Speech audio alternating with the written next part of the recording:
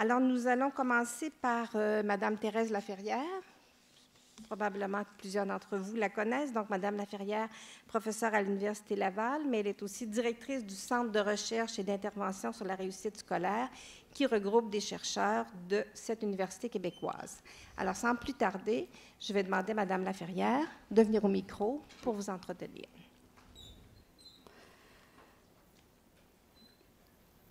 Si vous êtes ici aujourd'hui, c'est parce qu'à quelque part, l'expression « école en réseau », ça vous dit quelque chose. Et de fait, c'est un très, très beau concept, je pense. C'est un concept beaucoup plus riche que de parler d'intégration des TIC, où là, l'accent est mis sur la technologie. On sait que maintenant, on se déplace, on dit qu'il faut améliorer l'apprentissage avec la technologie. Mais le concept d'école en réseau est très, très riche d'une certaine manière. On m'a demandé de parler d'école éloignée en réseau. Alors là, on va prendre juste quelques secondes de méditation là-dessus. Est-ce que ça fonctionne, mon système? Qu'est-ce que vous voyez? Non.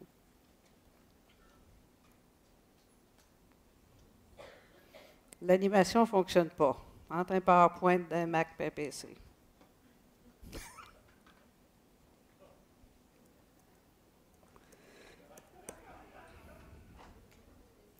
Essayons par ici. Ah, voilà, je n'avais pas le bon bouton. Hein. Technologie, c'est souvent très, très utile, mais des fois, ça nous fait perdre quelques minutes. Regardez, ce que je viens de faire, là, j'ai mis le mot « éloigné » dans le fond. Puis ce que je vous demande, c'est, pensons-y une minute. Est-ce qu'il en existe encore des écoles éloignées en réseau? Qu'est-ce que veut dire le mot « éloigné » quand on peut facilement communiquer et collaborer avec d'autres, à la limite, s'ils ont une bonne connexion Internet, peu importe où ils sont placés sur le globe. Alors, c'est pour ça, d'une certaine manière, que, à quelque part, on parle maintenant, même dans l'école éloignée en réseau, on parle d'école en réseau. Et on parle de classe collaborative. S'il n'y a pas de classe collaborative, bien, il peut y avoir une école Internet parce qu'on a passé la fibre optique, mais ce n'est pas actualisé. Hein? Ça s'actualise par le fait qu'il y a des classes qui commencent à collaborer ensemble de différentes manières. Qu'est-ce qu'on a fait dans École éloignée en réseau? On remonte à 2002, là, les tout débuts. Hein? Alors qu'un sous-ministre nous disait, y a-t-il moyen que les TIC nous aident pour qu'il y ait peut-être un peu moins de fermeture d'école, à tout le moins pour qu'on ne prenne pas comme argument que c'est la qualité d'éducation qui s'y passe.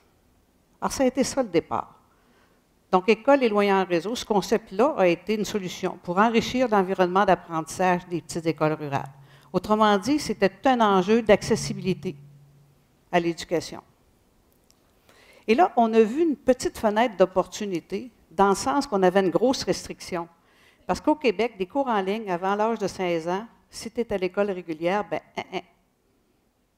tant que le règlement ne sera pas changé, puis on espère qu'il va l'être bientôt, là, mais imaginez-vous, on est en 2002, il n'y en était pas question. Les anglophones le faisaient. Ailleurs, en Amérique, on le fait. Mais à l'école régulière, non, pas avant 16 ans. Alors, on a dit, OK, oui, les TIC peuvent aider. On va y aller par le biais de la collaboration. Alors, collaborer, ça voulait dire quoi? Ça voulait dire 3 choses. Bon, on vient d'en passer une. J'aurais dû dire, je peux prendre mon Mac. Qu'est-ce que ça fait? Bon, rien.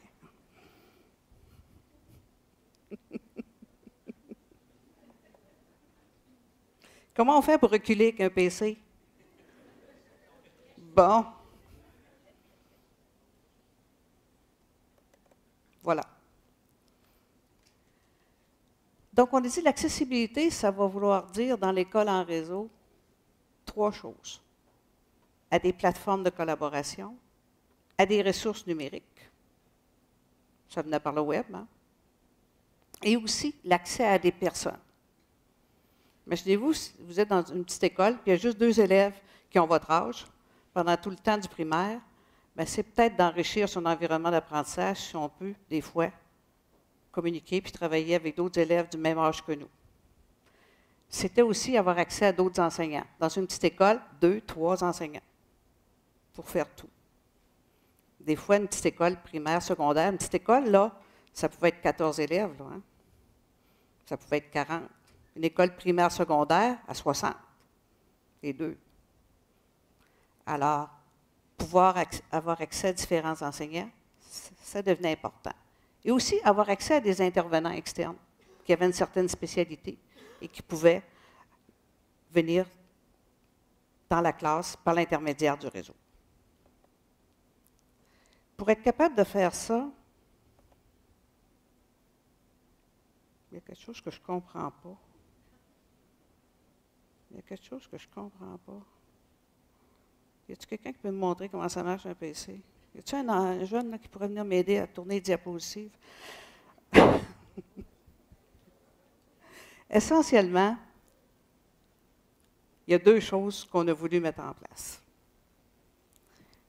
Il fallait qu'il y ait des conditions. Ah, par les flèches. OK. Juste ça, tu penses? Puis la flèche d'en haut est où? Si je mettais mes lunettes, peut-être ça aiderait aussi. Hein? Celle d'en haut? OK. Bon. OK. On va s'essayer comme ça. Bonjour tout le monde. Là, je ne vous vois pas parce que je ne regarde quand même pas à travers mes lunettes. OK, on reprend ça. Comme essentiel, pour que ça marche, l'école éloignée en réseau, pour faire un bon design de ça, on s'est dit, il faut qu'il y ait des conditions qui soient mises en place, puis il va falloir promouvoir les conditions qu'il faut, puis il va falloir voir comment ça évolue, puis il va falloir donner la rétroaction aux gens qui mettent les conditions en place. Très, très, très important. Et je vous encourage aussi dans cette salle, parce que j'imagine que plusieurs d'entre vous, là, vous êtes parmi les adoptants précoces qu'on appelle des technologies, là, puis vous êtes parmi ceux et celles qui, dans votre école, là, vous êtes peut-être en avant d'un bon nombre de personnes. Là. Mais dites-vous que travailler les collaborations à l'intérieur de votre milieu local, c'est très, très important aussi. Parce que sinon, on arrive par s'essouffler à un moment donné où on paie trop de notre temps. Donc, mettre des conditions en place, très important. Et on s'est dit aussi, ça va nous prendre des enseignants volontaires. Bon, là, ça fonctionne. 8 conditions d'innovation qu'on s'est mis à surveiller de très près. Autrement dit, est-ce qu'il y avait une certaine insatisfaction face à la situation? Ou est-ce que tout le monde pensait que ça allait bien dans les petites écoles, puis que ça allait très, très bien côté qualité de l'éducation, puis qu'on n'avait pas grand-chose à changer? Alors, s'il n'y avait pas d'insatisfaction, on s'est dit on n'ira pas très loin dans le choix des petites écoles qui ont commencé à participer. Ça prenait connaissance et habilité, ça prenait des ressources, ça prenait du temps. Il fallait avoir des incitatifs aussi pour les enseignants. On est arrivé avec des portables. Il fallait que les enseignantes et les enseignants sentent qu'ils pouvaient participer aux décisions, puis aussi les directeurs d'école. Ça prenait un engagement des dirigeants. C'est le directeur général qui appliquait pour faire partie de l'école en réseau pour certaines de ces écoles. Et ça prenait un leadership au niveau de l'école.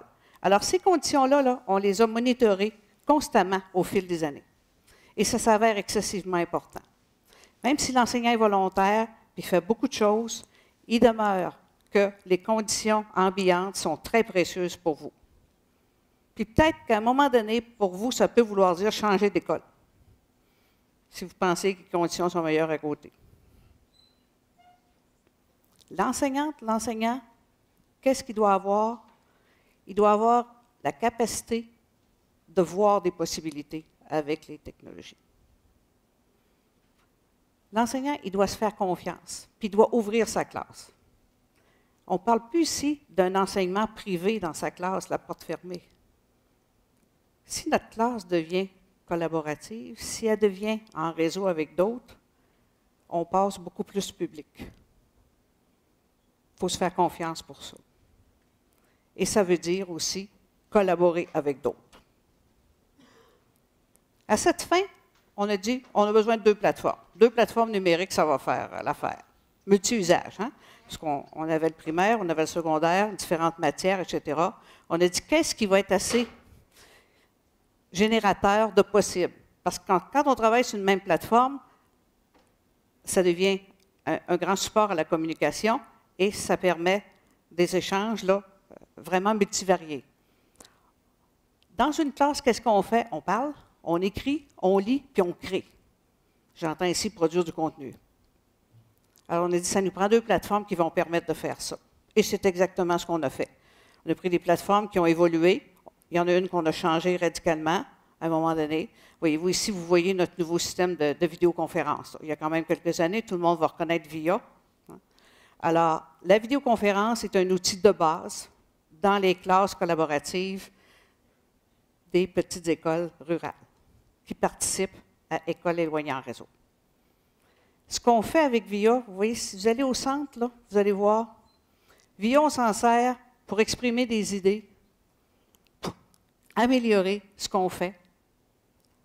Ça, c'est ce qu'on vise au cœur. Naturellement, souvent, on fait des choses qui sont un petit peu en deçà de cela, mais quand même.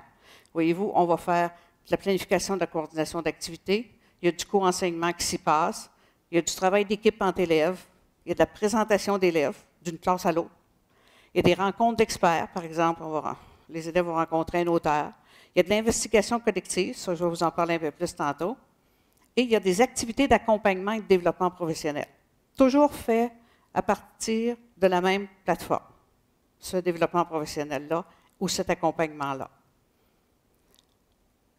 On a une salle qui s'appelle la salle TAC où un enseignant ou une enseignante ou un directeur d'école peut toujours communiquer avec une espèce de centrale. Une centrale, finalement, c'est un groupe d'étudiants gradués qui mettent du temps à être présents dans le système de vidéoconférence et là vont référer les personnes, vont répondre directement ou faire des références à d'autres pour aider les enseignants, soit d'un point de vue technique, mais aussi d'un point de vue pédagogique, à réaliser des choses. Alors ça se passe constamment dans l'école en réseau. Alors ici, vous avez un autre exemple de vidéoconférence où ce sont des élèves ensemble. L'utilisation du tableau blanc, on en parle souvent. On fait des choses avec, mais souvent on met un PowerPoint à la place. Parce que les dessins, voyez-vous, on griffonne un peu comme ça, mais on fait souvent peu de choses au-delà.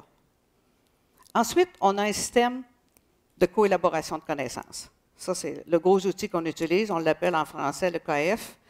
Les jeunes de Hong Kong l'appellent le KF, ou ils le prononcent à leur manière, avec un accent encore plus fort venant du mandarin. Et voyez-vous ici, ce que vous voyez, plusieurs commissions scolaires qui ont accès, et il y a plusieurs salles à l'intérieur de cela qui vont permettre aux élèves d'échanger. Alors, ce que vous avez ici, vous avez un échange assez habituel dans une classe, hein, au lieu de dire comment les gens vivaient au temps des seigneuries, l'enseignante ou l'enseignant engage ses élèves à commencer à écrire là-dessus, puis à se répondre et ainsi de suite. Alors ça, on voit ça assez régulièrement. Alors ce que ça donne, après un bout de temps, ça va donner un arrangement comme celui-là. Alors les jeunes ont développé sur la seigneurie et leur compréhension de la seigneurie. On peut faire cependant plus que ça. On peut faire ce que j'appelle du travail multiplateforme. Autrement dit, on part de ce qui se passe en classe pour faire des choses sur le KF et ensuite, on se sert de ce qu'on a fait sur le KF pour le communiquer à l'aide de la vidéoconférence. Et là, émergent de nouvelles questions et on retourne en classe et on retourne sur le KF. Alors, voyez-vous, c'est une espèce de triptyque, là, de se servir de la conversation en classe pour faire avancer une conversation sur le forum et faire en sorte que de cette conversation-là, on puisse avoir un échange sur VIA, qui est le système de vidéoconférence, et ensuite, on revient. À un moment donné, on s'arrête quand on a l'impression d'avoir compris quelque chose, parce qu'on fait ça toujours par rapport à une question qui se veut relativement complexe. Alors, on le voit ici, discussion en classe sur un thème. On peut faire une carte d'exploration. On choisit une question pour le KF, parce que là, si on passe à l'écrit, ça va laisser des traces. Il faut que ça vaille la peine. Il faut que ce soit quelque chose qu'on veuille comprendre. Et l'enseignant a beaucoup son mot à dire là-dessus. Hein. On encourage toujours les enseignantes et les enseignants à ce que ce soit des questions assez difficiles qui vont faire en sorte que les apprentissages qui sont difficiles à réaliser puissent davantage se réaliser par cet intermédiaire-là. Les élèves vont cueillir de l'information. Des fois, c'est de l'information locale qu'ils vont cueillir. Ils vont contribuer, ils vont lire les contributions des autres, ils vont annoter les contributions de leurs pairs, certaines. Ils vont élaborer sur ces contributions-là, ils vont faire des synthèses, ils vont présenter sur VIA. On peut arrêter à ce moment-là. VIA peut être la dernière rencontre ou peut être une rencontre qui se produit assez rapidement pour décider de ce qu'on va faire ensemble ou un peu plus tard. Alors, voyez-vous des exemples de ce que ça peut donner. Ici, vous aviez une question sur les plantes à fleurs. Alors, quel est le rôle des plantes à fleurs dans le maintien de l'équilibre de l'environnement? Quand même, c'est assez costaud comme question. Alors, vous voyez les idées des élèves, leurs premières idées. Et finalement, comment est-ce qu'ils arrivent? Je n'ai pas le temps de voir le détail de cela, mais la présentation va être disponible. Et vous avez aussi l'approfondissement à partir de nouveaux questionnements. Alors, c'est comme ça qu'on utilise beaucoup cet outil-là. Et essentiellement, c'est ça qui a fait le cœur de l'école éloignée en réseau. 2 outils pour se parler, pour écrire, pour se lire et pour créer ensemble ce qu'on appelle des connaissances. Des connaissances au niveau de la classe. L'idée, à un moment donné, c'est de faire en sorte qu'on arrive à comprendre quelque chose qu'on ne comprenait pas de cette manière-là au point de départ. Tout le monde, incluant l'enseignant. Alors, ça nous amène, si vous voulez, ça même à travailler un petit peu à l'international. Vous avez ici un réseau international francophone de communautés de coélaboration de connaissances. Et l'exemple qui est donné, c'est entre une classe de la Gaspésie et une classe du Sénégal. Alors, les élèves ont travaillé à développer là, cette perspective-là sur leur interprétation de certaines œuvres artistiques. Alors, ça nous conduit, si vous voulez, à travailler aussi avec les enseignantes et les enseignants. On parle beaucoup de communautés d'apprentissage en réseau. On parle de communautés d'élaboration de connaissances avec eux. On leur parle de Vygotsky. On parle d'étayage par les pairs. Les enseignants ont ce discours-là aussi. Vous voyez que c'est un discours quand même assez proche de celui de la Réforme. On parle d'accompagnement à distance. Et vous avez dans la salle ici Jessica Métivier qui vient de finir son mémoire de maîtrise là-dessus. Alors, c'est elle qui va présenter le Knowledge Forum cet après-midi. Alors, vous pourriez en jaser à savoir comment pratiquement ça s'est produit. De manière plus générale, je voudrais référer à 2 documents. 2 documents qui sont intéressants à lire pour vous. Vous pouvez aller chercher sur le web là, le référentiel de compétences pour les enseignants. C'est sorti il y a quelques années et il y a seulement 3 grandes compétences que l'UNESCO a reconnues, à savoir s'alphabétiser à des technologies. Ça en prend certaines, il faut en choisir, puis après ça, devenir bon dans son usage, bonne dans son usage. Si possible, participer à une communauté de pratique avec d'autres pour dire on fonce là-dedans, on essaie d'apprendre à améliorer notre pratique dans son usage.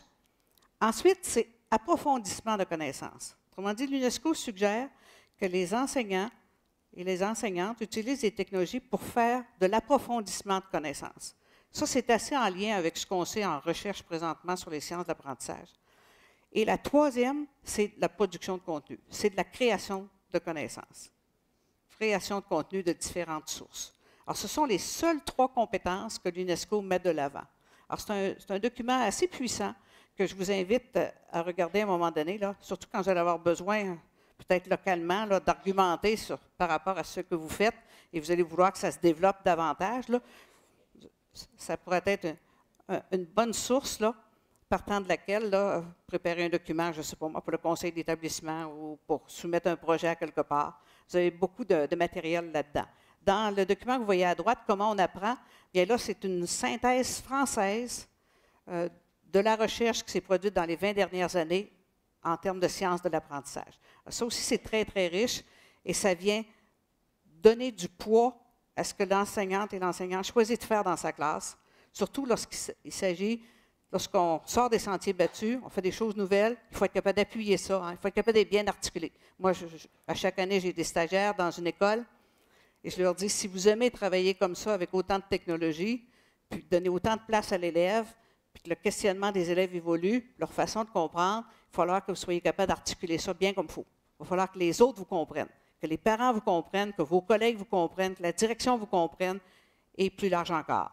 Alors, vous avez un document là, qui vous permet d'asseoir bien les choses. Alors, voilà essentiellement ce que je voulais vous dire. Et je termine en vous remerciant. Je remercie aussi CFRIO, parce que c'est CFRIO qui est à l'origine de l'initiative de l'École éloignée en réseau. À savoir que le sous-ministre, à l'époque, avait approché le CFRIO. et non pas la Faculté des sciences d'éducation de l'Université Laval. Et c'est CFRIO qui avait approché la Faculté des sciences d'éducation de l'Université Laval. Et le groupe en particulier dans lequel je travaille essaie de comprendre comment on peut faire pour améliorer l'apprentissage, améliorer les environnements d'apprentissage pour que les élèves sortent avec des capacités plus fortes de l'école secondaire et même de l'université. Alors, c'est le groupe TAC qui s'appelle Téléapprentissage communautaire et transformatif. Alors, on a travaillé ensemble là-dessus et le Centre de recherche et d'intervention sur la réussite scolaire, bien, a aussi beaucoup cautionné le travail qui se produisait dans l'école éloignée en réseau. Encore une fois, le mot éloigné, que doit-on en faire aujourd'hui? Alors, voilà. Maintenant, j'inviterai M. Pierre Poulain, qui est enseignant ressources à la commission scolaire de la Pointe-de-l'Île, chargé de cours en formation des maîtres dans 4 universités, enseignant émérite de Apple en 2008 et qui a fondé la firme eClass. Alors, M. Poulain, à vous la parole. Merci beaucoup.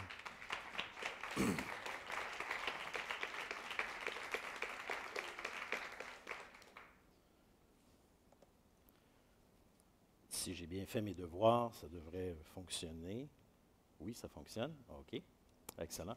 Vous imaginez avoir 2 écrans qui passent les gazouillis en même temps que je parle. Ça va être très difficile pour moi d'être concentré, mais je vais faire l'effort de ne pas regarder ni à gauche ni à droite. Dans cette belle aventure eClass que je vais vous exposer rapidement, nous sommes... Est-ce qu'on voit bien? Oui, à l'écran. Oui, est-ce que c'est diffusé?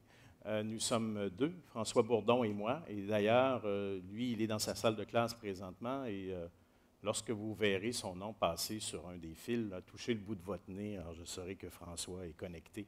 Il m'avait dit qu'il allait suivre. Parce qu'on ne le voit pas derrière à l'écran, je ne sais pas si les gens voient la... Non, hein? C'est OK. On va attendre.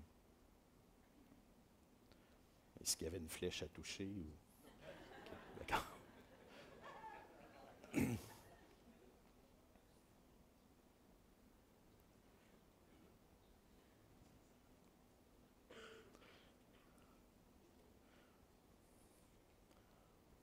Personne ne touche encore le bout de son nez, donc François est probablement en train d'expliquer les consignes à ses élèves.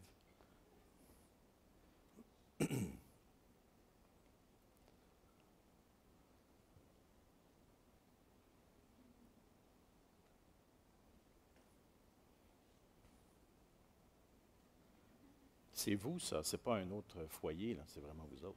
OK, d'accord.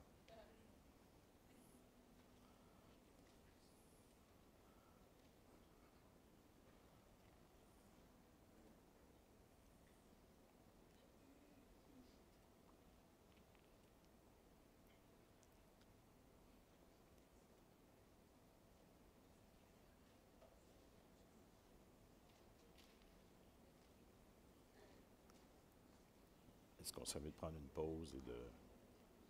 Puis si on le démarre pour qu'il apparaisse à l'écran. Ah oui, on l'a. Voilà, c'est parti. Excellent. Alors, prise 2. On va briser tout de suite certains mythes, ou plutôt apporter certains éclaircissements.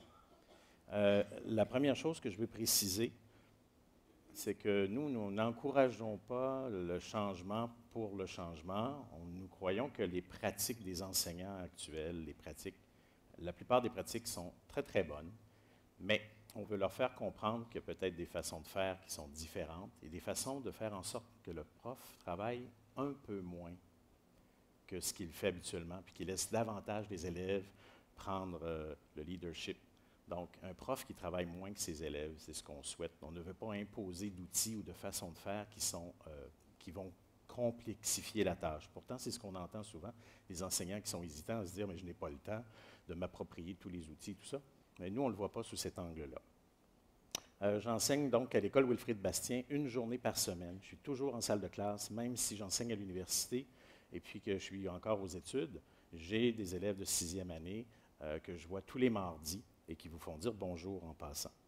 Je suis aussi libéré le reste du temps par la commission scolaire de la Pointe-de-l'Île parce qu'actuellement, je suis en train d'accompagner avec un groupe, on accompagne 40 profs qui sont engagés dans un processus de transformation de leur pratique sur 3 ans.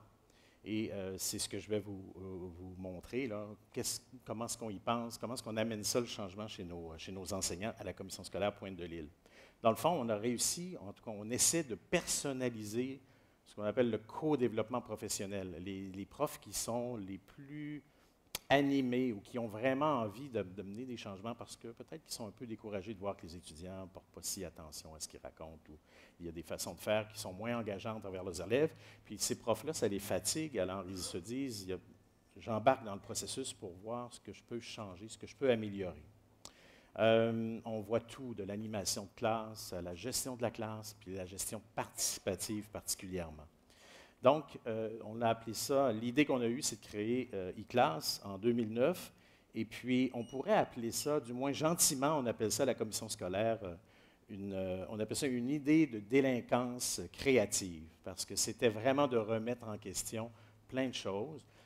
Les essais pour cette e-class ont débuté autour de 2003. C'était un moment qui était difficile pour moi professionnellement. J'étais sur le point de remettre ma démission, en fait, après 10 ans d'enseignement, parce que je voyais bien que ce que je faisais, je n'arrivais pas à rejoindre les élèves et ça ne les intéressait pas. Il fallait que je fasse quelque chose.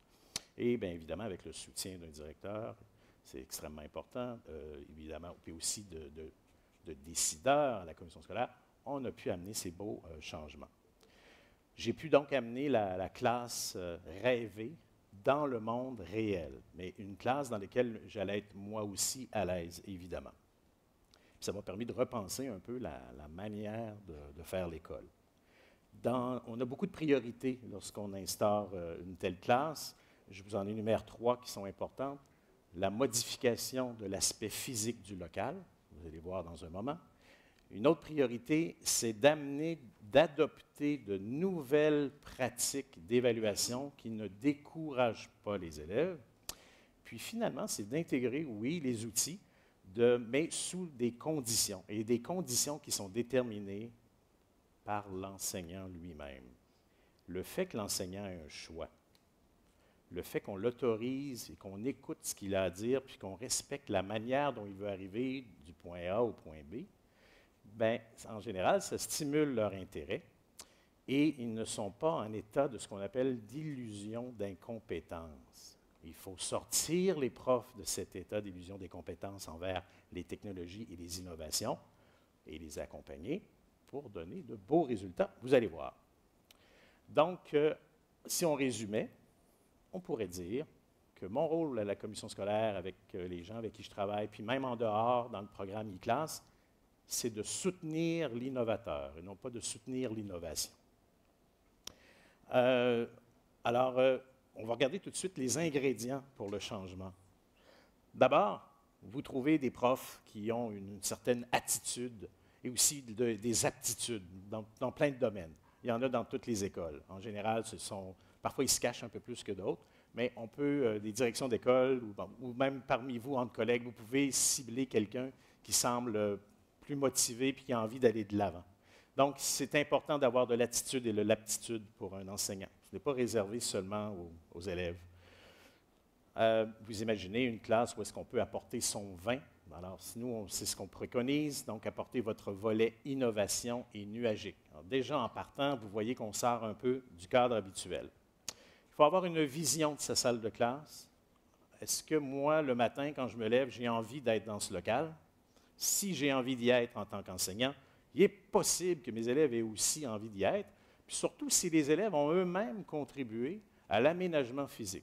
Je vous donne un exemple. Dans une e-class, habituellement, si vous voyez des affiches sur les murs, c'est que ce sont les élèves eux-mêmes qui ont déterminé ce qui allait être sur le mur, pendant combien de temps et pour quelles raisons j'allais accrocher.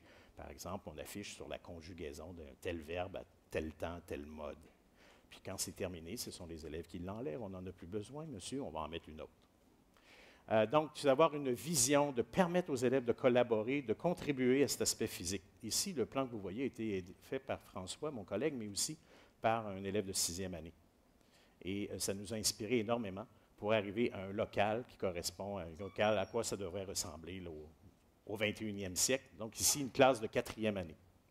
La première fois que les gens ont vu ce genre de locaux qui sont apparus dans nos écoles, chez nous à la CSPI, là, je vous dirais c'est en 2009, 2010, bon nombre de gens croyaient que c'était le salon du personnel. Et on leur disait, non, non, non, non, non, c'est vraiment votre salle de classe, vous allez passer l'année là-dedans. Puis si vous remarquez, ingénieux, derrière, François a fait installer le fameux studio dont je rêvais tant, un studio de radio. Parce qu'évidemment, les élèves aiment à se faire connaître ce qu'ils font, alors ils s'en vont au studio pour pouvoir faire de la balado ou tout simplement des petites, de courtes émissions de radio en ligne, diffusées en ligne. Ils sont en 4e année, vous imaginez, lorsqu'ils arrivent en 5e ou 6e, ils sont exigeants, ces élèves. Ce n'est plus le même genre d'enseignement ni le même genre d'attitude à avoir avec eux. Donc, des outils variés, des outils qui sont déterminés aussi par les élèves, par l'enseignant, par les élèves, autoriser peut-être des élèves à apporter des outils qu'ils possèdent déjà. Pour nous, ça a été des formules gagnantes dans le milieu où on est à Montréal. On s'est permis de solliciter l'aide de la communauté dans nos projets et de les inclure. Ça veut dire que dans notre école, dans les classes en général, si vous voyez des personnes âgées, ne soyez pas étonnés. Ils sont là soit pour revoir des leçons en informatique ou tout simplement aider des élèves en lecture ou en écriture.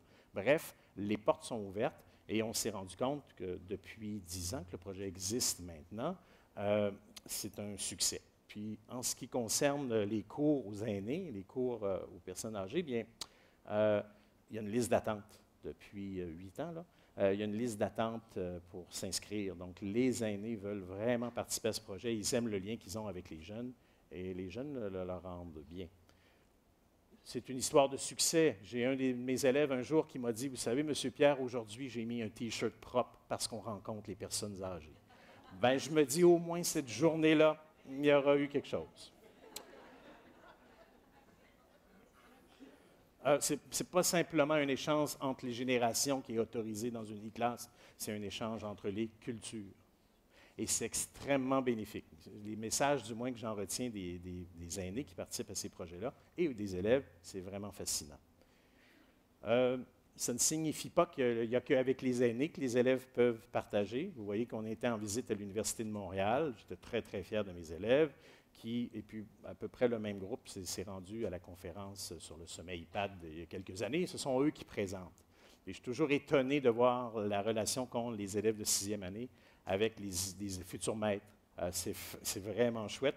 Et je peux vous dire fièrement que souvent, les élèves connaissent des outils que les futurs profs ne connaissaient pas. Puis c'est un bel échange auquel on assiste.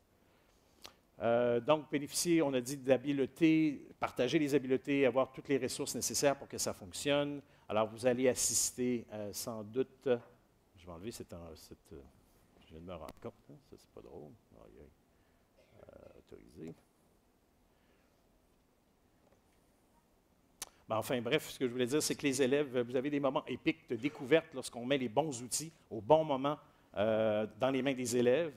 Et puis, ici, ce sont des profs qui, à l'heure du midi, ont décidé de rencontrer ces élèves-là qui formaient les aînés, puis ils se sont laissés tenter par les idées innovantes, des nouvelles façons de faire.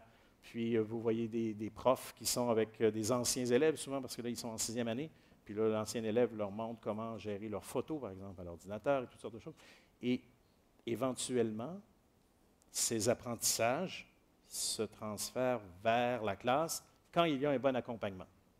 Donc, notre plan d'action, c'est ça qui s'appelle e-classe. C'est vraiment un plan d'action qui vous permet de dire, bien, demain, tout de suite, je commence des changements dans ma salle de classe. Nous, ce qui nous intéresse, c'est le bas de l'iceberg, d'accord? C'est certain que les outils sont importants, mais en fait, c'est un peu ce que vous disiez, Mme Laferrière, c'est pas tant les outils que la façon, l'accompagnement, le traitement qu'on en fait, puis les petits pas qu'on permet aux enseignants de prendre, mais il y a toujours, faut-il qu'ils les fassent, ces pas. Alors, nous, on se situe vraiment à la base de tout changement. C'est 40 heures de formation réparties sur 2 ans. Il y a beaucoup de gens, vous verrez sur le site, qui sont collaborateurs. Maintenant, on était 2 au départ, mais on est beaucoup plus aujourd'hui de gens, de formateurs. J'ai le bonheur de vous dire que même désormais, vous pourrez, à partir de cet automne, tailler pour vous-même, juste pour vous, le type d'accompagnement qu'on pourra vous offrir. Vous voyez rapidement l'adaptation scolaire. Donc, il y aura des blocs préparés spécifiquement pour l'adaptation scolaire ou encore les gens qui s'intéressent à la ludification. Ou Si c'est les classes hybrides qui vous intéressent ou encore les iPads ou tout simplement les portfolios ou les mondes virtuels, on réussira à partir de cet automne à accompagner les profs dans ce qui les motive, ce qui les stimule et le transfert se fera en salle de classe. Il se fera en français aussi, mais en espagnol et en anglais à partir d'octobre. Donc, vous avez compris que la communauté, elle est grandissante. On commence à avoir des cellules un petit peu partout de gens qui sont inscrits à nos formations en ligne et de l'accompagnement qu'on leur offre. Évidemment, je ne fais pas ça seul. On est vraiment une grande équipe à produire tout ça. Et j'espère que j'aurai l'occasion, peut-être à l'atelier, de vous en parler davantage tout cet après-midi. Ou sinon, n'hésitez pas, parce que vous aurez des questions. Alors, voilà pour la présentation.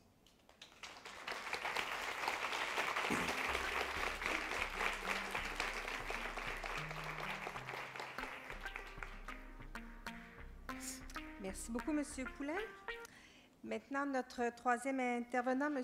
Rino Lévesque, qui est auteur et créateur de l'École communautaire entrepreneuriale, de l'approche pédagogique et éducative et en entrepreneuriat conscient, et même du concept de partenariat en formation école-communauté.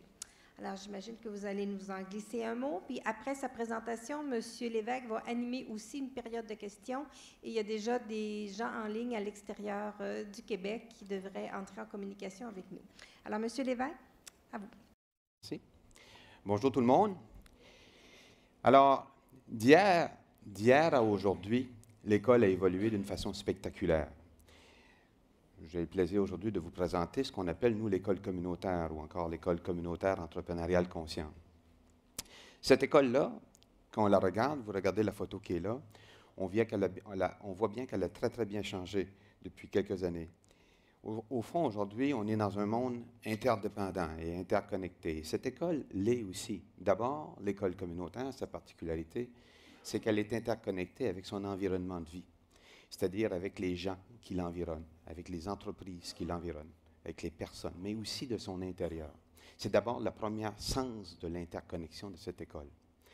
L'école communautaire entrepreneuriale consciente est une école qui évolue dans le monde aujourd'hui, dans un monde, au fond, que nous cohabitons. Et on a créé, il y a quelques années, l'école, c'est-à-dire l'Organisation internationale des écoles communautaires entrepreneuriales conscientes, qu'on appelle l'OASEC, qui permet justement un réseautage de ces écoles partout dans le monde. Ce qui est particulier avec ce réseau, c'est qu'on a des pôles de développement qui sont situés actuellement. D'ailleurs, je salue les gens qui sont connectés en Afrique, notamment en Afrique du Sud, au Cameroun, au Sénégal, en Côte d'Ivoire, au Bénin, au Maroc, en Suisse, en Belgique, et on a aussi nos amis du Nouveau-Brunswick qui sont en ligne aujourd'hui. De sorte que cette école se propage à travers le monde grâce en particulier à l'outil informatique. Hier, on discutait justement d'un projet et on voyait que pour le faire naître, ce projet-là, c'était en Côte d'Ivoire, et où il fallait distribuer de la formation, mais on allait le faire justement avec un système à distance. Donc, ça montre bien que si on veut aujourd'hui faire de l'éducation plus largement que dans son milieu, l'outil informatique est absolument indispensable. Il y a quelques années, je vous raconte une histoire, j'étais au Bénin et je faisais une photo. Je prenais une photo avec mon téléphone et instantanément, je pouvais l'envoyer tout de suite après à mon père. Je l'avais envoyé à mon père notamment et à mon épouse. Et puis, je leur disais, écoutez, c'est incroyable, ce que je viens de voir, là, vous le voyez. Je trouvais ça incroyable. Mais récemment, il y a quelques matins passés, avec du côté de l'OASEC, j'avais à faire des communications. Il nous fallait transférer de l'information. Et j'ai commencé mon matin, un peu comme celui-là qui a sa boîte à lunch dans ma voiture. Et je me déplaçais en voiture et j'étais en Skype avec Pretoria. Et quelques minutes plus tard, puisqu'on venait de finir, il me fallait être en Skype à nouveau avec une autre école, cette fois-ci de Côte d'Ivoire. On est toujours dans la même journée, hein? Plus tard, 2 heures plus tard, voilà que je discute avec la Suisse, le Maroc, la Belgique. Et j'ai terminé ma journée avec l'Argentine, où j'avais un interprète à côté de moi. Et on l'avait fait par Skype. Cette fois-ci, je ne suis plus dans ma voiture. Je suis installé avec mon ordinateur à la commission scolaire. Et là, on communiquait avec l'Argentine. Ce que je veux vous dire, c'est quand même incroyable, parce que l'expérience que je venais de vivre là durant toute une journée, autrefois, il y a encore, disons, 10 ans, 15 ans, 20 ans, on aurait dû se déplacer en avion, ou peut-être le faire par téléphone, mais ça aurait coûté très cher. Et là, ce que je veux vous dire, c'est que ce qui était particulier, c'est que l'histoire dans ma voiture, je suis sans fil, ça ne coûte rien, et je suis en Skype, puis je vois l'autre personne en même temps. Ça montre que les technologies, puis à Montréal, pour nous, c'est un peu important, parce que moi, je ne suis pas montréalais, mais j'ai découvert qu'on était beaucoup sur les ponts. Hein, on attend un peu partout. Et quand on a Skype, puis qu'on a les technologies, on sauve du temps. C'est une économie de temps considérable de pouvoir travailler dans sa voiture. Alors, pensez pas, je n'ai pas ça à l'oreille, je suis bien correct, je suis légal, c'est Bluetooth. Mais on entend ça à la radio aussi bien qu'une radio ordinaire. Et donc, c'est extraordinaire. La voiture en tant que telle est un milieu de travail, est un bureau de travail, tout équipé. Or, quand Skype ne fonctionne pas, récemment, j'étais avec Kédougou, au Dakar, que je salue, mes amis Kédougou au Dakar, en passant, qui sont connectés aujourd'hui. Et là, Skype ne fonctionnait pas bien. Mais on a dit, on va essayer FaceTime, parce que vous savez, FaceTime, lorsqu'on a du Apple, on peut se connecter de cette façon. Alors là, ça fonctionnait très bien. Oh, ça coupait par bout, mais finalement, le message a quand même passé. Ce n'est pas toujours parfait, la technologie, on l'a vu tout à l'heure, pas toujours évident. Alors, ce que j'essaie de vous dire, c'est que les technologies, finalement, nous permettent de transporter un message à l'autre bout du monde à une vitesse record. Nous, du côté de l'OASEC, ce qui est magnifique, c'est qu'on a un projet vraiment humaniste qu'on porte à travers le monde. Au fond, pour vous dire, l'école communautaire, en petite ligne, se développe au fond depuis 25 ans au Canada, telle qu'on le connaît aujourd'hui. Elle a eu plusieurs dénominations, école communautaire entrepreneuriale, école communautaire entrepreneuriale consciente aujourd'hui, et d'autres disent école communautaire entrepreneuriale contextualisée, ce qui veut dire qu'elle s'adapte aux différents milieux où elle va se développer. Mais souvent, au lieu de prendre l'avion, au lieu un téléphone aussi, qui coûte déjà très très cher, on peut transporter le message tout de suite là où on veut. On peut donner de l'information, on peut former, on peut faire plein de trucs à distance, sans bouger de son chez-soi, ou comme je disais tout à l'heure, dans mon cas, de ma voiture, cul à cul sur le pont Champlain. Mais ça, pour ceux qui sont de Montréal, ils comprendront. Donc, je vous ai parlé un petit peu de l'OASEC, qui fait la promotion de ce modèle-là, et aujourd'hui, l'OASEC, par exemple, à travers le monde, c'est une organisation qui se fait en partenariat. En fait, on a un partenariat, un leader extraordinaire, qui est la Commission scolaire Marguerite Bourgeois, qui appuie ce développement-là partout dans le monde. On est au Maroc, il y a des écoles aussi, beaucoup d'écoles communautaires entrepreneuriales au Nouveau-Brunswick, et j'aimerais saluer de façon particulière le Nouveau-Brunswick, qui développe ce modèle-là dans toutes ces écoles francophones aujourd'hui, autant au primaire qu'au secondaire. Au lycée, par exemple, du Bénin, au Québec. Au Québec, par exemple, on a des écoles qui sont dans des écoles primaires, des écoles secondaires, en formation professionnelle, en particulier dans la région de Montréal, mais à Laval aussi. Je vais vous donner un exemple tout à l'heure. L'ESSEC, au fond, j'aimerais vous dire que c'est dessiner son école de rêve. Les gens se disent, c'est quoi? C'est dessiner son école de rêve. Nous, ce qu'on a, on a une espèce de plan général où on accompagne les écoles dans ce développement-là. C'est aussi visualiser ses besoins. L'ESSEC, c'est concevoir un projet, le réaliser. C'est concevoir son projet, un programme pour son école. C'est, en fait, entreprendre collectivement pour imaginer ensemble quelque chose souvent qui n'a pas encore été imaginé pour son école, pour ses élèves, pour sa classe. C'est un modèle école, au fond, qui est très dynamique et qui permet, par exemple, entre autres, je vais avancer les diaporamas, on est dans une culture qui permet aux jeunes d'apprendre à s'entreprendre, d'apprendre à entreprendre, d'apprendre à créer de l'innovation. Et tout ça, ils le font, les jeunes, dans des activités, dans des projets, dans des micro-entreprises d'entrepreneuriat conscient. Et c'est très varié ce qui peut se faire dans une école. Ils le font à travers un programme qui se conçoit dans l'école, et tout ça est fondé sur une philosophie très importante. Puisque moi, je dis toujours qu'une école sans philosophie, c'est une école sans âme. Une école sans programme, c'est une école où il n'y a pas une vision partagée, il n'y a pas une cohésion. La particularité de l'ESSEC, c'est que les programmes qui sont installés là sont conçus par les enseignants. Quand je dis dessiner son école de rêve, c'est développer son propre programme. Alors, les jeunes jouent 3 rôles dans ces pédagogies-là. Ils sont initiateurs, réalisateurs, gestionnaires. Donc, évidemment, dans beaucoup de projets d'entrepreneuriat conscient qu'on appelle, ils sont appelés à utiliser l'outil informatique de manière fréquente. Je vais tout de suite, et moi je dis souvent que c'est de rendre l'enfant initiateur, je disais réalisateur, gestionnaire, c'est aussi simple que 2 plus 2 font 4. C'est pas très compliqué. Je vais demander aux techniciens de nous mettre un exemple de vidéo qui montre comment les technologies sont appliquées en salle de classe et à quel point que c'est aussi un projet humaniste qui permet d'intégrer les matières. Je vous invite à écouter avec attention ce que disent les professeurs. C'est au Nouveau-Brunswick, tendez l'oreille. Je salue les gens du Nouveau-Brunswick encore une fois. L'accent vient de là, avec une couleur. Merci. Vas-y. On cherchait toujours à combler tous les besoins de nos élèves. Puis de là est venue l'idée de travailler ensemble. Puis on a dit, ben là, ça ferait plusieurs élèves à mettre 2 classes ensemble. Donc on voyait ça genre studio, où est-ce que les élèves apprenaient à leur rythme. On a de plus en plus de décrocheurs, donc comment garder ces jeunes-là à l'école? On recevait des élèves, puis on disait, ils sont pas autonomes, ils sont pas capables de se laisser aller et de créer des choses. On s'est dit, il faut faire quelque chose. Action! Quelle tempête! Maintenant, je vais vous passer à Karen Donaki qui va vous parler de la météo.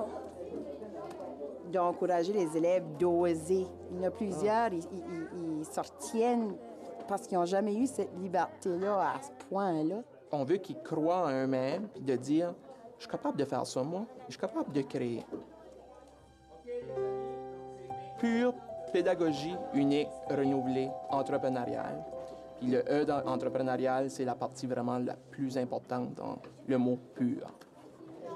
On est entouré de médias sociaux, on est entouré d'Internet, donc autant mieux mettre les énergies pour justement bien leur montrer comment les utiliser, ces outils-là. Les avant-midi sont réservés surtout à des cliniques d'apprentissage où est-ce qu'on va rencontrer 5, 6 élèves, des petits groupes, puis on leur donne une clinique sur quelque chose qui est un défi pour eux autres. Donc, c'est vraiment l'enseignement par différenciation. Les après-midi sont surtout réservés programmation à la carte où est-ce qu'on intègre toutes les matières, sciences humaines, beaucoup de français aussi, mais des mathématiques également. C'est vraiment à leur rythme. On a des dates butoirs, mais c'est quand même, il y a une flexibilité. Donc, au fond, on enseigne à tout le monde en même temps, mais les différents défis. Peu importe le niveau, peu importe la classe que tu as, je crois que c'est faux de dire que tous les élèves sont rendus à ce niveau-là. Lorsque l'élève arrive dans notre salle de classe, on a des élèves qui sont à différents niveaux. Puis c'est notre rôle et notre devoir, je crois, comme enseignant, de justement ajuster la salle de classe comme on essaie de faire avec le Studio Pur. 3, 2, 1, action!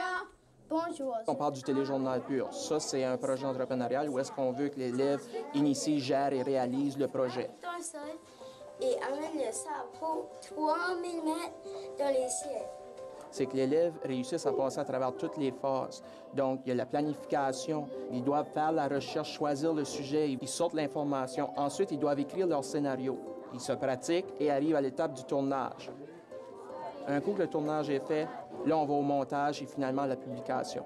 Donc, c'est tout un processus que l'enfant vit. C'est une fierté parce qu'on le rend disponible sur le carnet web également. Lui fait la météo, lui fait les ouragans, lui fait le tonnerre et les éclairs, puis moi, je suis comme l'animateur. Une fois par semaine, on a une période où est-ce qu'on fait une réflexion sur nos 3 matières primaires. Qu'est-ce qu'on a appris cette semaine en français, en mathématiques et en sciences?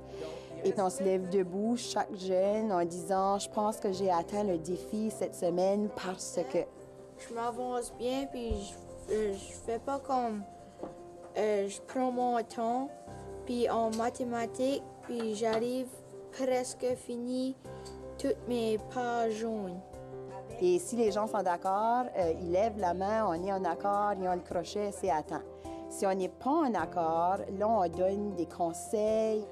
Émilie, moi, je te pose la question, est-ce que tu veux une autre semaine pour travailler le défi? Le but, c'est vraiment que l'élève devienne responsable de lui-même, tout en misant sur l'entraide.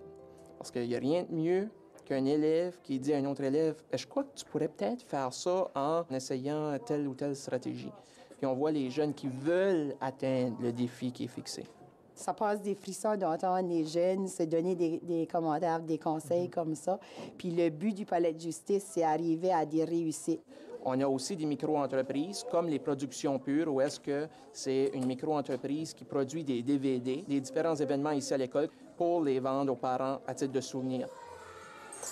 Lorsqu'on a des fonds, bon, ça jette d'autres outils technologiques, on peut profiter pour d'autres projets. L'année dernière, on a eu un beau projet aussi, des œuvres pour des œuvres. Puis le but, c'était de ramasser des fonds pour les enfants atteints de cancer. Puis on a ramassé 1 250 $ en produisant des œuvres abstraites, en partenariat avec l'artiste Matt Leblanc. Mais nos jeunes l'ont influencé également, parce qu'en septembre dernier, il a créé sa propre fondation. Alors, cette vidéo d'une douzaine, merci.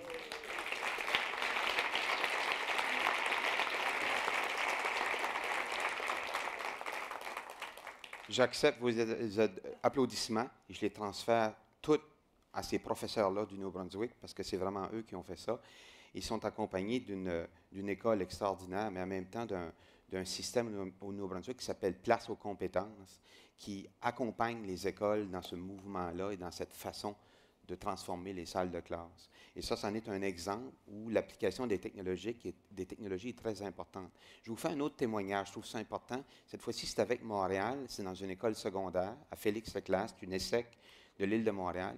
Ils ont développé un programme, parce qu'on a dit que les écoles dessinent leur ESSEC, ils dessinent leur programme, qui s'appelle Comment?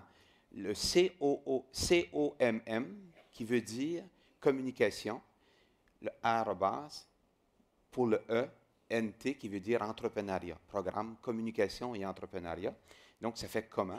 C'est ce que ça fait lorsqu'on regarde le mot du programme. Et ils ont fait quelque chose d'extraordinaire. Je laisse les professeurs témoigner à l'instant même.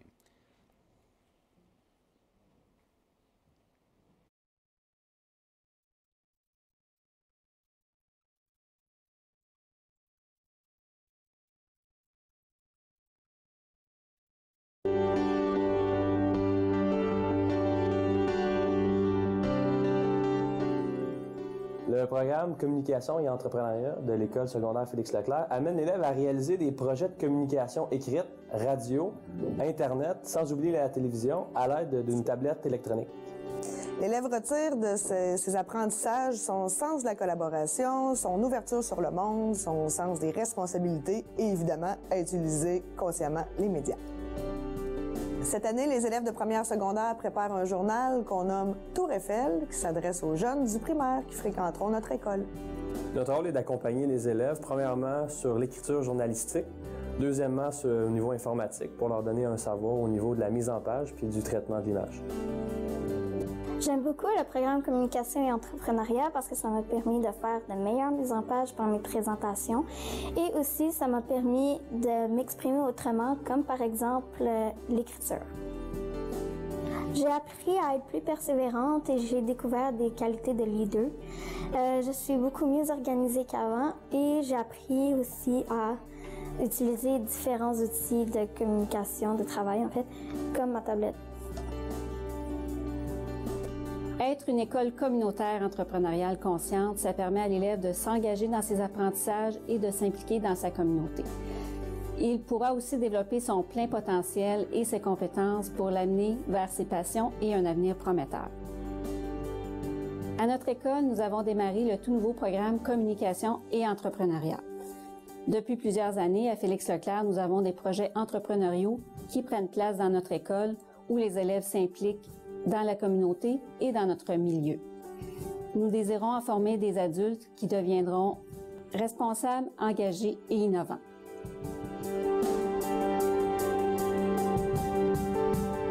Avec le PowerPoint maintenant.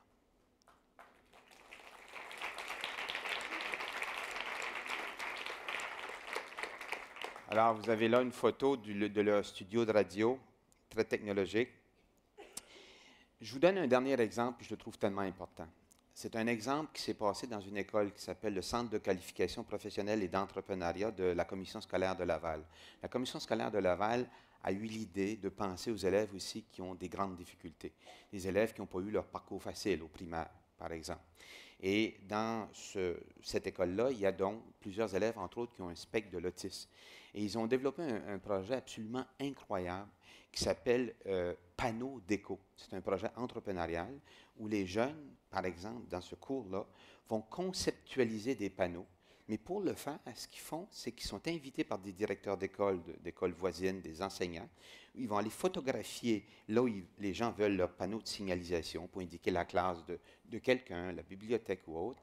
Ils vont prendre avec le numérique, ils vont retourner à l'école, une fois qu'ils ont eu les consignes, ils vont mettre ça sur ordinateur, ils vont faire la conception, ils vont pouvoir envoyer aux directeurs et aux clients, hein, enfin, ce sont leurs clients, aux enseignants, ou même, là, ils veulent aller avec des petites entreprises locales,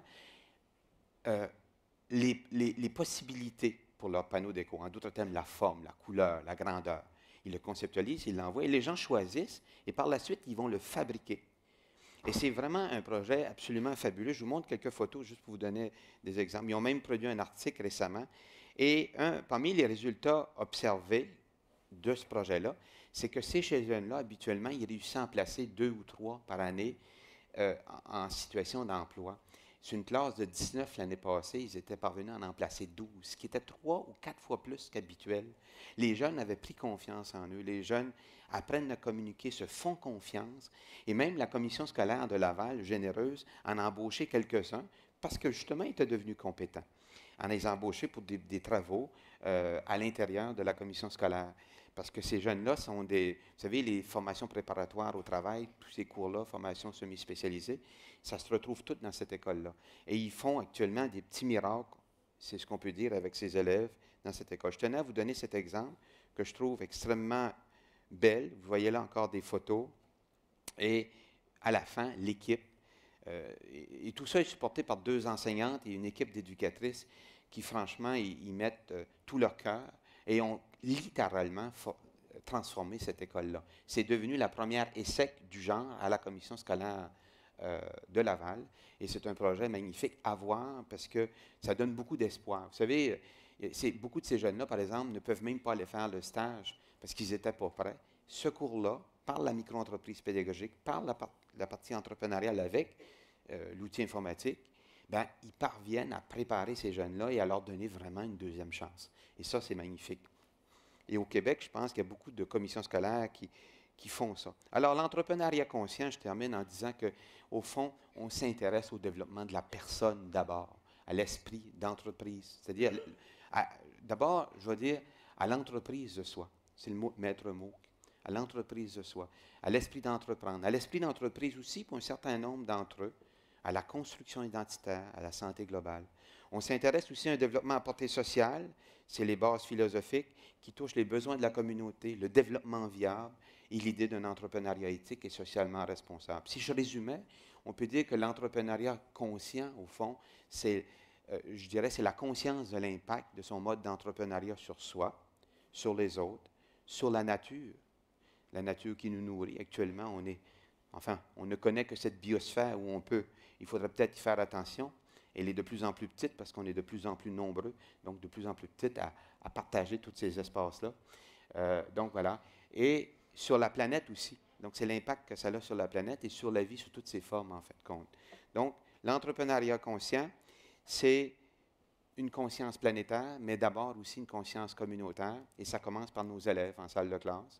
Et quand on voyait les exemples de tout à l'heure, au primaire, au secondaire, et même avec des élèves qui finalement n'ont pas eu des parcours faciles, ça devient possible pour eux d'avoir une nouvelle façon de réussir. C'est une deuxième chance qui leur est donnée.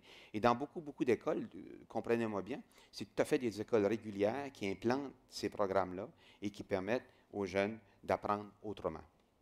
Alors, vous savez, l'OASEC, le SEC et l'entrepreneuriat conscient humanisent un peu plus chaque jour, partout dans le monde.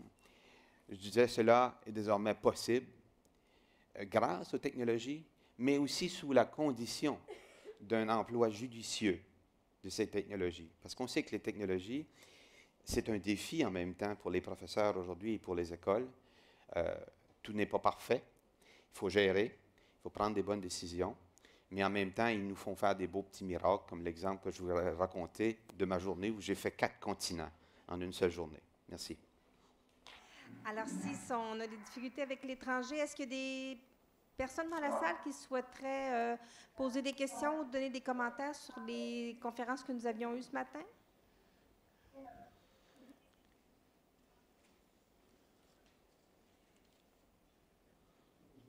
Non? Oui. Parlez fort peut-être, oui, ou vous venez à l'avant puis je vous laisse le micro.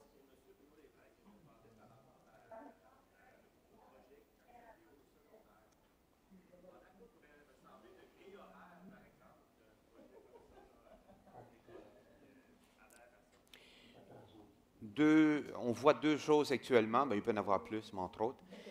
D'abord, c'est une approche intégrée. Hein? Donc, souvent, ce qui arrive, c'est que les professeurs vont intégrer ça dans leurs cours de français, dans leurs cours de maths, selon une proportion de temps qui, habituellement, ne dépasse pas trop 10-15 % du temps global d'enseignement du français. On a l'approche par projet qu'on a connue. C'est un peu dans le même esprit, c'est-à-dire qu'on peut consommer un certain temps. Par contre, il y a des gens qui l'ont mis aussi à des périodes horaires. Comme dans le cas du programme commun, il est mis à l'horaire à un certain nombre de moments durant, je pense que ça se produit sur un cycle de 9 jours ou 10 jours, ils reviennent avec ça un certain nombre de fois. Combien? Je pense que ça ne dépasse pas trop, justement, 10-15 % du temps horaire actuellement. Dans l'exemple du programme commun, c'est intégré, c'est le français qui est intégré, qui est particulièrement la matière là-dedans, puisqu'ils font de la radio, ils font beaucoup de choses en lien avec l'écriture, etc. Voilà. Donc, il y en a qui le mettent à l'horaire de cette façon-là, qui le planifient, en particulier au secondaire, alors que d'autres, c'est plutôt un équivalent d'heures intégrées à l'intérieur du cours que vous enseignez, par exemple. Voilà. Merci. Est-ce qu'il y aurait une autre question? Oui, ici en avant. Est-ce que vous devriez développer les communications locales plus que les communications à l'étranger? Est-ce que ça serait plus bénéfique? Est-ce que tout le monde a compris? C'est pour moi? Ah. Est-ce que vous voulez adresser votre question à quelqu'un? Personne en particulier. Alors, si quelqu'un veut répondre. C'est certainement que dans l'école éloignée en réseau, c'est très local. Souvent, c'est 2 écoles de la même commission scolaire.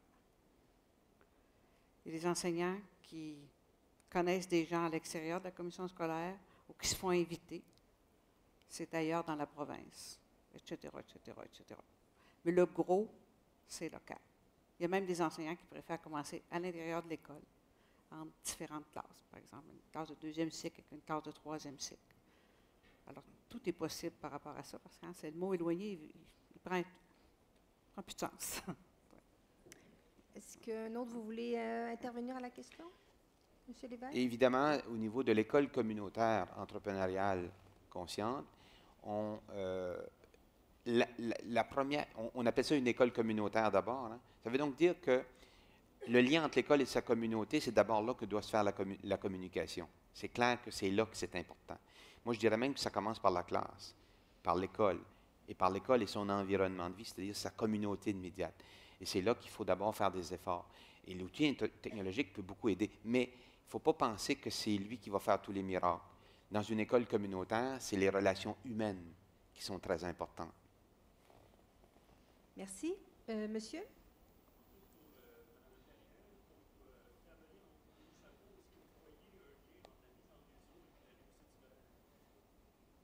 Je ne sais pas si vous avez compris la question. Monsieur demande si on voit un lien entre la mise en réseau et la réussite scolaire.